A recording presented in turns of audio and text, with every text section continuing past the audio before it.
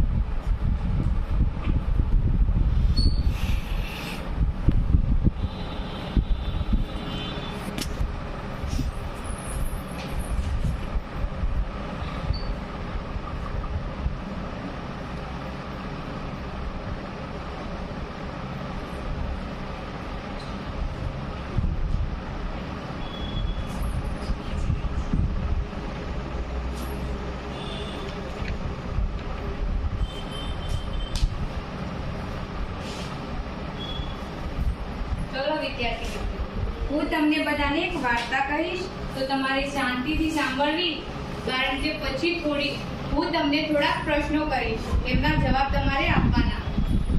એક સરસ મજાનું ગામ હતું. એ ગામમાં એક શેઠ રહેતા હતા. એ ગામમાં એ શેઠને એક મોટી કાપડની દુકાન હતી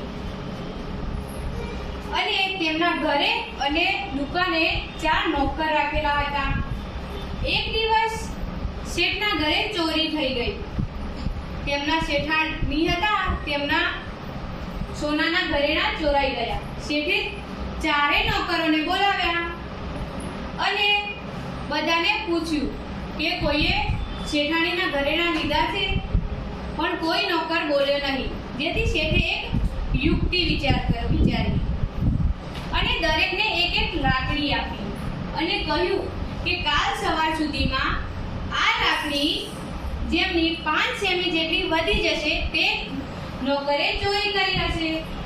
પછી બધા પોતપોતાના ઘરે જતા રહ્યા, પરંતુ જે નોકરે ચોરી કરી હતી તે નોકર ગભરાઈ ગયો અને એને વિચાર્યું કે કાલે તો હું પકડાઈ જવાનો, એટલે એને અગાઉ જ 5 સેમી જેટલી લાકડી કાપી નાખી. પછી બીજા દિવસે બધા ફરી શેઠના ઘરે આવ્યા. શેઠે એક કરીને લાકડી તપાસ કરી તો એમાં એક નોકરની લાકડી ટૂંકી 5 સેમી જેટલી ટૂંકી હતી. એટલે શેઠને ખબર પડી ગઈ કે આને ચોરી કરી હતી. શેઠે એને બોલાવ્યો અને કહ્યું કે ધમકાવ્યો, એવું બધું કર્યું. એટલે જે ચોર હતો એ માની ગયો અને શેઠાણીના ઘરેણા પાછા આપી દીધા અને તે શેઠે નોકરને ત્યાંથી કાઢી મૂક્યો. તો વિદ્યાર્થી મિત્રો, આ વાર્તા પરથી આપણને એ બોધ મળે છે કે આપણે કણથી કામ કરવું જોઈએ. તો વિદ્યાર્થી મિત્રો, હું તમને થોડાક પ્રશ્નો પૂછીશ જેમનો જવાબ તમારે આપવાનો છે, પરંતુ બધાને સમૂહમાં જવાબ નથી આપવાનો. જેમને પ્રશ્નનો જવાબ આવડે એને પોતાનો હાથ ઉપર કરવાનો. શેઠને શાની દુકાન હતી? શેઠની કાપડની દુકાન. શેઠના ઘરમાં એક દિવસ શું થયું હતું? શેઠના ઘરમાં એક દિવસ સોનાના ઘરેણાની ચોરી થઈ હતી. શેઠે કઈ યુક્તિ લગાવી હતી?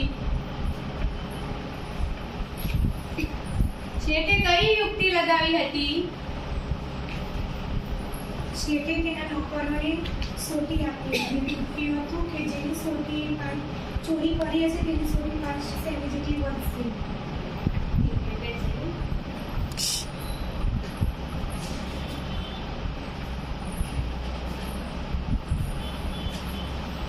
વિદ્યાર્થી મિત્રો, આ વાર્તા પરથી આપણને શું બોધ મળે છે?